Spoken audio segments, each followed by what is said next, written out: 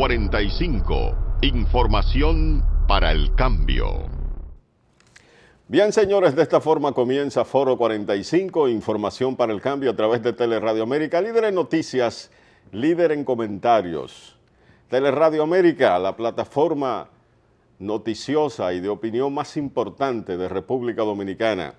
Y tenemos, como siempre, esa figura refrescante de los medios de comunicación, ese rostro femenino, ¿verdad?, que engalana Foro 45, María Estela de León. Así es. ¿Cómo está, doctora? Estamos bien, gracias a Dios. ¿Cómo siente el palpitar de la nación? El palpitar está como lento, ¿verdad? Como un poco complicado. ¿Complicado? Sí, los policías siguen en su afán. La fila ha seguido dando su voz de alerta y se han sumado otros también a la protesta. Es una especie como de rebelión contra la cúpula policial porque se habla de maltrato, se habla de sueldos bajos. Eso nunca se había visto acá en la República Dominicana. No tan recurrente. ¿Eh? No tan recurrente. Sí. Pero el temor es que ese movimiento de la policía Tome fuerza. tome fuerza y vaya a otros cuerpos armados. Es decir, que el gobierno debe tratar de que eso se solucione, Bueno, ¿verdad? el presupuesto está ahí. Hay que ver si se contemplan y se toman en cuenta esas demandas. Dice Isidoro Santana, quien es el triministro, ¿verdad? Porque está en planificación, economía y desarrollo. No sé si cobra por los tres. Que no hay un chele. Que no hay un chele, que el que quiera dinero tiene que comprender que el gobierno no tiene. Yo considero que son declaraciones un tanto incendiarias. No, llevan un poco de intranquilidad. Sí. Tú sabes que el presidente Correa tuvo un problema muy serio allá en Ecuador a raíz de unos reclamos que hacía la policía ecuatoriana en busca de mejores condiciones. Y entonces él no le dio mucha importancia a eso. Y en un momento determinado se sumaron otros estamentos militares. Y fue un tremendo susto lo que pasó Correa. Es decir, que eso tiene que tomarse en cuenta, esas protestas de la policía aquí, en República Dominicana. Hay que ver y canalizar cuáles son el descontento, Sí. y aunque no sea responder a toda la protesta, hacerle caso. Exacto, por lo menos. Sí. Mira, María Estela, hoy vamos a hablar de poesía. Yo estoy feliz porque ¿Verdad? es que esto es darle como un cambio, un giro a la vida. Desde ¿Verdad? que tú me dijiste que venía esa persona que está aquí, a mí ¿Verdad? me entró como una alegría. Sí, porque uno está lleno de situaciones, que la economía, que si los jueces, que si... Entonces un poco de poesía es como llevarle alimento al alma. Al alma. Sí. Entonces vamos a tener a Mateo Morrison, Mucho gusto. escritor, ensayista, poeta, Declamador. ganador del Premio Nacional de Poesía Sí. en la República Dominicana, toda una figura, ¿verdad? Gracias. Un hombre que ha estado presente en los principales acontecimientos históricos de República Dominicana, tanto políticos como culturales. Poeta, en este siglo XXI tan impersonal, donde la solidaridad es tan poca, ¿todavía se puede escribir poesía? Sí, yo pienso que sí. La poesía existió antes que la escritura. Okay. Antes de que se escribiera, se inventara la escritura, existió la poesía oral, Okay. porque es algo intrínseco a la naturaleza humana, para expresar los sentimientos, los pensamientos, y existirá siempre.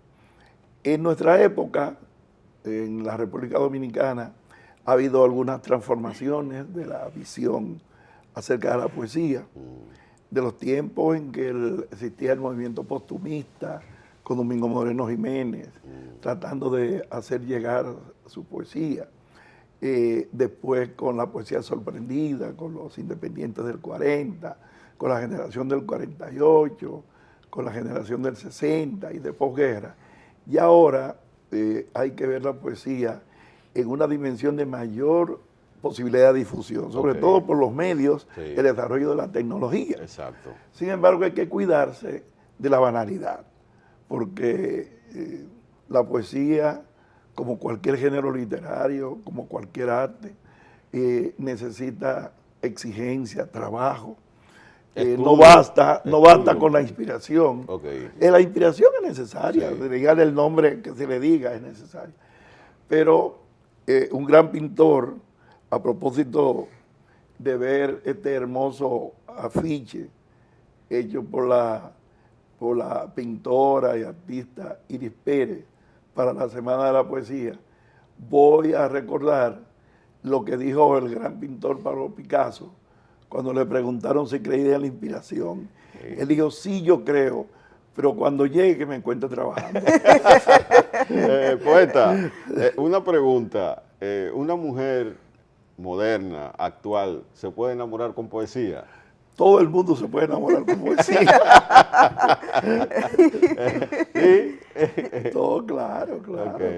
Lo único que la poesía también se va transformando. Ok. Y hay un tipo de poesía romántica tradicional. Ahora mismo estamos celebrando precisamente la Semana de la Poesía y incluye varios poetas, pero el centro es precisamente Rubén Darío, que escribió... Romanticismo. Sí, Rubén Darío. Sí. Y entonces, precisamente, en el afiche se escogió un verso de Margarita, está linda la mar, que le cogió Iris. Y entonces como el símbolo de una parte de la poesía dariana, de la poesía de amor, la poesía modernista, pero también hay elegías, poemas a la muerte, poemas al dolor. Ok. Poeta, ¿en qué momento se escribe más? ¿En el amor o en el desamor? Mira, en los dos, porque son intensos los dos. Yo pienso que se escribe en los dos. El poeta debe escribir en los dos momentos. Muchas veces en el desamor se escribe más. Es mucho más profundo. Se escribe más en el desamor que en el amor, pero se escribe siempre. Siempre hay que escribir, lo cual no significa que siempre hay que publicar. Así como un músico es capaz de crear una obra artística de un gran valor, puede en un momento que no tenga ese gran valor y debería guardarla. Sí. También un pintor, un escultor, una escultora, un dibujante puede hacer una obra en un momento significativa y en otro no ser tan significativa. También los poetas escriben y en un momento determinado pueden hacer una obra que no llene sus expectativas. No hay que preocuparse, no hay que salir huyendo a publicarla. Exacto. Se puede guardar y revisar después. Después, Mateo Morrison, poeta, escritor, ¿en qué momento de su vida usted dice, yo voy a ser poeta? ¿Y quién lo empujó a esa labor literaria? Bueno, en realidad, la primera etapa fue algo totalmente inconsciente. Ajá. Porque mi madre, mi familia, lo que aspiraban a que yo fuera médico. Ok. Y entonces, en realidad yo le dije que sí, que iba a ser médico. Y en ese tiempo había el Centro Universitario de Estudios Generales, que era el anterior Q, ahí era CUE, donde yo entré y comencé con la idea de ser médico a algunas prácticas y me di cuenta, un día le dije a mi mamá que yo pensaba que no daba para eso. Eso fue de mucha tristeza. Y lo de la poesía no entró de esa forma, no. Yo estaba en la escuela, estaba en el colegio y la poesía entró de la forma más sencilla. Una mirada de una compañera de estudio, una forma de caminar, ¿tú entiendes? Una mujer te inspiró. Me hacía escribirle ¿Y usted recuerda? como todo el mundo. ¿Usted recuerda? ¿Le puso nombre a esa primera inspiración? Pero yo no lo publiqué, ese tipo de poesía después no lo publiqué. Sí, lo recuerdo. Fue una etapa muy hermosa. Y además yo vivía en lo que es Alma Rosa hoy, que en ese tiempo era una zona rural, prácticamente, como había para acá. Y entonces todos esos árboles, toda esa belleza natural, yo traté de describir. Esa música. Hasta que llegó la Revolución de Abril y bueno, eso me llevó a escribir entonces poesía política y poesía de carácter social. Pero el hecho de tomar la poesía como una vertiente importante en mi vida surge en realidad con la formación del taller del Círculo Literario La Antorcha.